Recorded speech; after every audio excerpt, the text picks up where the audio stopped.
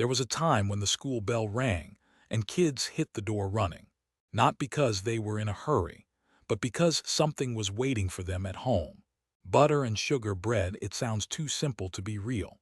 A slice of white bread, soft and a little spongy, spread with a thin layer of butter while it was still, cold from the icebox, then a pinch of white sugar scattered across the top, the crystals catching the light before they started to melt down into the butter. That was it, that was the whole thing. But every kid who ever came home to one of those slices knows it was not just bread. It was a grandmother standing at the counter with a butter knife, not saying much, just doing the thing she did every afternoon without being asked. The bread was from whatever was left from breakfast. The butter was the good stuff, kept in a small dish near the window. The sugar was scooped from a canister that sat beside the stove all the time, the lid always a little sticky. Some families used brown sugar. That gave it a slightly molasses warmth, something almost caramel about it, especially if the bread was still barely warm from the toaster. Others used powdered sugar, which made it look dressed up, though it was made in 2 minutes. Flat in the family kitchen, kids would eat two, sometimes three slices, standing up still in their school shoes. The bread was gone before anyone thought to get a plate.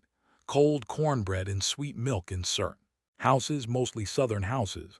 This was not a snack so much as a language, a way of saying the day was done. You sat down, you crumbled leftover cornbread into a tall glass of cold whole milk and you ate it with a spoon like soup. The cornbread had usually been made the morning before. It was a little dense, by now a little dry at the edges. That was fine. The milk would soften it just enough without turning it to mush, and the contrast between the slight grittiness of the cornbread and the cold sweetness of the milk was the whole point. Grandmothers kept cornbread under a cloth on the counter. There was always some left over. It was part of the cooking logic of those households where nothing was made in exact portions because exact portions were a luxury. The glass had to be cold. That was the one rule. Warm milk and cornbread was something else entirely. Cold milk and cornbread was for after school, for summer afternoons, for the kind of tired that only came from a full day of running and learning and being young. Crackers and cane syrup in farming families, especially along the Gulf Coast, cane syrup was the sweetener that did everything. It went on biscuits in the morning, into pots in the evening, and in the afternoon it went on to crackers pulled from a wax paper sleeve and set out on a little plate on the kitchen table. The syrup was thick and dark amber, nothing like the clear corn syrups that would come later. It poured slowly and pooled on the surface of a saltine cracker like liquid brown glass. The salt from the cracker and the deep sweetness of the syrup worked together in a way that was hard to explain to anyone who had not tried it. Families kept the syrup in a tin with a small spout, or sometimes in a mason jar with a cloth over the top to keep the flies out. Children knew exactly where it was kept. They did not need to ask. Fried bread dough. On days when money was short and the pantry was almost bare, some mothers made fried dough. Not donuts, not fritters, just plain bread dough, sometimes leftover from baking day, pulled into small flat rounds and lowered into a pan of hot grease on the stovetop. The dough puffed up as it hit the oil. It turned golden and blistered on one side, then got flipped with a fork. The outside went crisp and crackly, and the inside stayed soft and chewy and steaming when you tore it open. The smell filled the whole house in less than 5 minutes. It came to the table on a folded piece of brown paper to catch the grease. Children ate it plain, or dipped it in a shallow bowl of white sugar, or put a little soft butter on it while it was still hot enough to melt on contact. Some families called it fry bread, others called it doughboys. In Caribbean households it was bake. But in many homes, regardless of background, it was simply the thing that appeared when there was not much else, and it was always eaten fast, always while standing near the stove, always with the sound of more sizzling in the pan. Apple slices with salt on fruit sounds wrong. It sounds like a mistake. But anyone who sat at a kitchen table in a farmhouse or a small town home and reached into a bowl of apple slices sprinkled lightly with salt knew that it was one of the best things going. The salt pulled a little moisture from the apple and sharpened the flavor in a way that sugar could not. The apple tasted more like apple. The sweetness came forward while the salt stayed behind it, holding it up. Mothers did this quickly. They peeled the apple standing at the sink, sliced it in quick practiced motions, salted it from the shaker and called the kids. There was no ceremony to it. In some households, especially those with Mexican roots, the combination of fresh fruit, salt, and a little heat was the afternoon snack everybody reached for first. The apples could be swapped for jicama, mango, watermelon, or whatever was in the yard or the corner market that week. The bowl was always empty before anyone thought to look for seconds. Peanut butter on a spoon, there were no crackers. There was no bread left, but there was always the jar, and there was always a child who had figured out that a spoon and a jar of peanut butter was all you really needed. Mothers kept a 5-pound tin of peanut butter in the lower cabinet because it was cheap, it lasted, and it kept children from complaining. A child who had eaten a spoonful of peanut butter was a child who could wait another hour until supper. Kids would sneak it. They would stand at the open cabinet, reach in, pull the lid off and take a heaping spoon right there.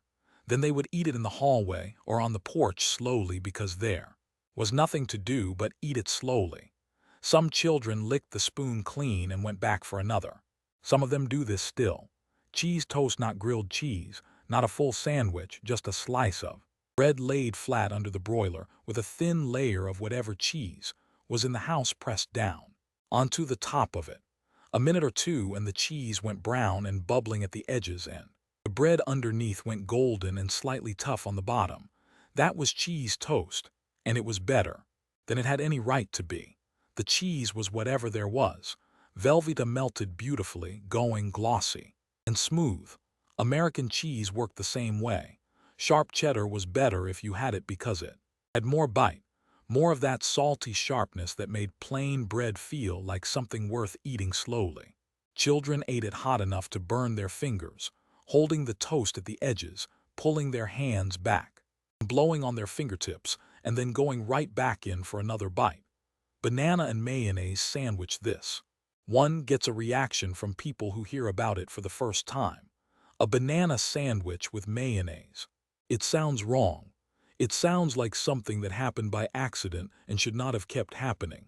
And yet, in households across the American South, through the 30s and 40s and 50s and beyond, this was a real sandwich that real children argued over the last banana to make. White bread always. White bread spread with Duke's or whatever mayonnaise was on hand. Banana goes on, second slice on top. The mayonnaise brought a quiet creaminess that balanced the sweetness of the banana. The soft bread held it all together. It was cold and filling and sweet and slightly savory all at once, and it cost almost nothing because bread and bananas were among the cheapest things at any market. Saltine crackers with peanut butter and pickle. The pickle had to be bread and butter style, not dill. The sweetness of a bread and butter pickle slice cut the richness of the peanut butter and gave the saltine something to anchor everything together. Salt, sweet, sour, rich, crunch, all in one small cracker stacked with two ingredients that cost almost nothing. Children made these by the dozen on rainy days. They lined the crackers up on the kitchen table, spread the peanut butter, placed the pickle slices, and ate them in assembly line fashion, one after another, standing at the table because sitting down meant you were done and they were not done. The after-school version had a looseness to it, a freedom. Nobody was watching. Nobody was counting how many you had. Oatmeal with brown sugar and butter, not the instant kind. The old-fashioned rolled oats that took 10 minutes on the stove and had to be stirred so they did not stick to the bottom of the pot. The kind that smelled like something real was happening. After school in autumn and winter, when the days got short and the air in the house had a chill the furnace had not quite caught up with yet. A bowl of oatmeal with a pat of butter and a spoonful of brown sugar packed into a little hill in the center was the thing that made the house feel like a house again. The butter melted first, running into the oatmeal in slow, warm rivers. The brown sugar dissolved last, leaving sweet dark pools. That mixed with the butter and the starchy oats into something deeply satisfying in the way that only simple and honest food can be. The pot was a small one, dented slightly on one side from years of being moved. The wooden spoon was the same spoon that stirred everything. These things were not noticed at the time. They are noticed now. Toast with cinnamon and sugar bread goes in the toaster. The dial is turned to the medium brown setting. The toast pops up with that particular metallic click that sounds the same in every kitchen in every decade. Butter goes on while it is hot. Enough butter that it disappears into the warm surface rather than sitting on top. Then the cinnamon sugar, which in the good kitchens lived in a special shaker kept just for this purpose, a small glass jar with a metal top. The cinnamon and sugar already mixed in a ratio that had been settled years ago and never changed. The sugar melted slightly. The cinnamon went into the butter. The toast got eaten fast because cold cinnamon toast was a lesser thing and everyone knew it. This is the snack that appears in the memories of people who grew up in the 50s and 60s more than almost any other. Not because it was special, because it was constant. It was always there when you walked in. Tomato slices with salt and pepper in summer, when the garden was going. Tomatoes came off the vine faster than any family could use them. The best use of a good tomato after school was the simplest one. You sliced it thick. You put it on a plate or held it over the sink. You put salt on it. You ate it like a piece of fruit. There was a particular kind of tomato in those gardens, the big beefsteak variety grown from seeds saved and replanted for generations, that tasted completely different from what stores sell today. More acidic, more complex. It tasted like the summer itself. Children who grew up with gardens knew exactly when the tomatoes were ready without being told. And on the first good afternoon, when the first perfect tomato came off the plant, they would eat it standing up over the sink with salt running in the juice and not care about anything else in the world. Popcorn made on the stove, there was no microwave. The popcorn came in a jar of dried kernels and got made in a heavy pot, on the stove with a lid that did not fit perfectly and rattled as the pressure built inside. A thin layer of shortening went into the pot. The kernels went in. The lid went on. The first pop came after about 2 minutes and was always slightly alarming even when you were expecting it. And more pops, building speed, the lid jumping with each one, until it became a steady rattling roar and then slowed and stopped. The smell was nothing like the artificial butter smell of microwave popcorn. It was the smell of hot starch and hot fat and something almost nutty. Real. Families sat around the pot instead of a bowl, passing it, arguing about who had more, spilling it on the floor and picking it up anyway. In some houses, Sunday evenings meant popcorn and nothing else for an hour while the radio played. Fried bologna, a slice of bologna from the package in the refrigerator drawer, laid flat in a dry pan on the stove, left alone to cook on medium heat until the edges curled up, and the center blistered and went dark in a circle, then flipped, then eaten. The curling was the important part. When bologna hit heat, it curled at the edges and created a shallow bowl in the center that held whatever you chose to put inside it. Some people put mustard. Some put a slice of cheese and let it melt. Some ate it folded in half like a taco while standing at the stove before it. Made it to the counter. Bologna was the meat that was always there. It kept for a long time and it cost less than almost anything else. Children knew how to make fried bologna before they knew how to make almost anything else, because it required nothing but a pan and a burner and someone tall enough to reach the stove. Hard-boiled eggs were made in batches at the beginning of the week, because they kept for days and were ready whenever someone needed something to eat without asking anyone to cook anything. The ritual of peeling a cold, hard-boiled egg is something most people who grew up doing it remember in their hands more than in their minds. The crack against the counter, the spiderweb of shell under the fingers, the peel coming away in strips, the cold white of the egg underneath. Then the salt, the egg held in one hand, the shaker in the other, the salt going on between bites. Children ate them over the sink because the peeling made a mess and nobody wanted to clean the table. There was something about standing at the sink, eating a cold, hard-boiled egg with salt, looking out the kitchen window at the backyard, that fit the mood of a slow Tuesday afternoon exactly. A leftover baked sweet potato from the night before was one of the great afternoon things. It sat on the shelf in the refrigerator in its skin, already cooked, needing nothing more than to be split open and dressed. The flesh inside was dense and dark orange and slightly moist. You put a pat of butter in the center and watched it soften without fully melting because the potato was cold. You put cinnamon on it. You ate it with a spoon, scooping from the inside, leaving the skin behind like a small boat. In many black Southern households, sweet potato was not a holiday side dish. It was everyday food, baked in batches and used across the week. The after-school sweet potato was just one of those uses. It cost almost nothing, and it was filling in a slow, starchy way that stuck with you through the homework hours. Not a warm biscuit. The warm biscuits were for breakfast and they were gone by morning. The after-school biscuit was a cold leftover from the morning pan, a little denser now, the outside firm, the inside still soft if it had been kept wrapped under a cloth. You split it. The halves did not come apart cleanly. They had to be pulled, and the inside had that particular stringy layered texture that biscuits from scratch had. Butter first, then jelly. Grape jelly was the classic. The jelly went on in a heaping spoonful and was spread with the back of the spoon, though not spread carefully, because cold biscuit was not a thing you fussed over. Biscuits in those households were made from memory. The grandmother's hands knew the amount of flour, the amount of shortening, the amount of buttermilk without measuring. The after-school biscuit was the secondary life of that morning work, and children learned early that a leftover cold biscuit with jelly was something to be grateful for.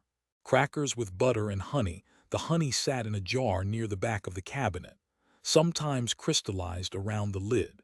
It was not local wildflower honey from a farmer's market.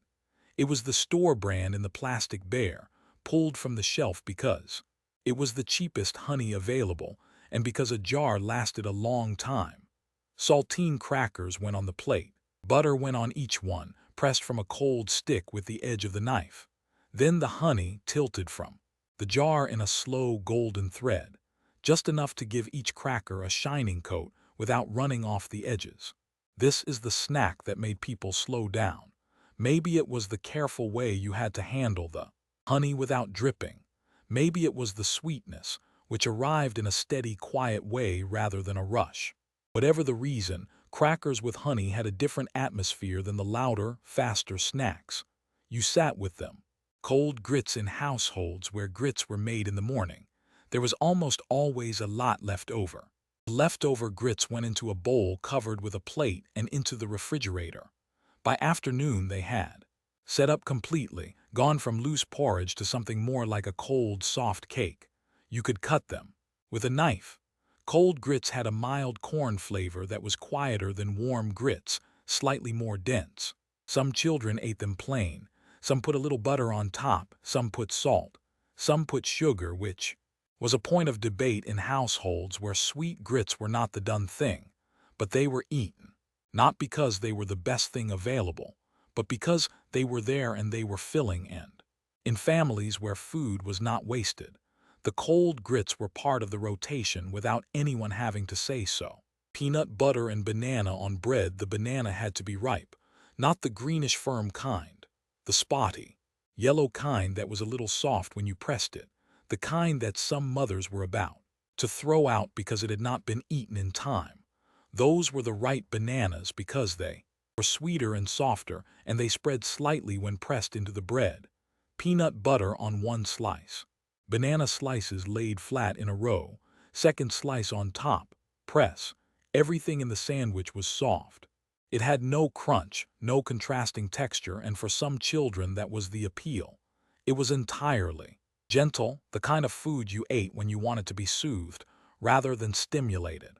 After a hard day at school, after a test you thought you had failed, a peanut butter and banana sandwich was as close as a piece of bread could come to being a kindness. Applesauce with cinnamon. The jar of applesauce was a staple.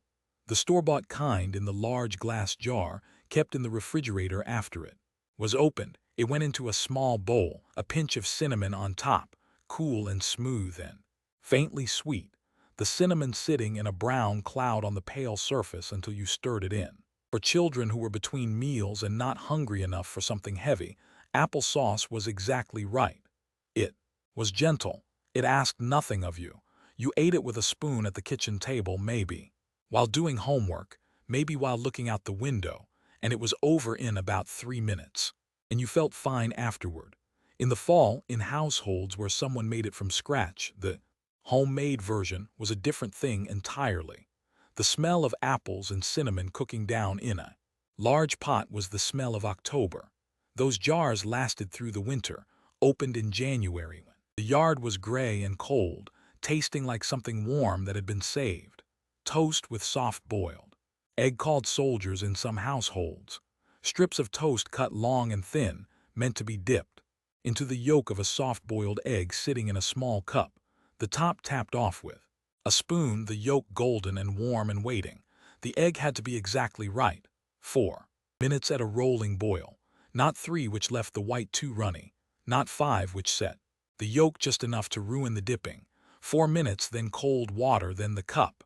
The toast had to be hot. You had to move quickly after it popped up, butter it while still steaming, cut it into strips, and get it to the table before the egg lost its heat. Children who grew up dipping toast into soft egg yolk carry that memory in a specific and sensory way. The way the yolk broke and ran, the way the toast went slightly soft at the dipped end, the way the whole thing was eaten in about 4 bites. And then you looked at the empty cup and the empty plate and considered asking for another. 1. Crackers and American cheese, the last one, the simplest one, the one that was always there. American cheese was wrapped in individual plastic sleeves or came in a block from the deli counter. It kept well and it tasted mild and salty and completely itself, not pretending to be something more complex. You laid the crackers on the counter, you tore a slice of cheese in half and then each half into thirds, so you had pieces that fit the cracker without hanging over the edge. You put a piece on each cracker, you ate them. There was nothing to say about it. It was cheese and crackers. It was what you ate when you came home to an empty kitchen, or when the person who was there had told you to help yourself.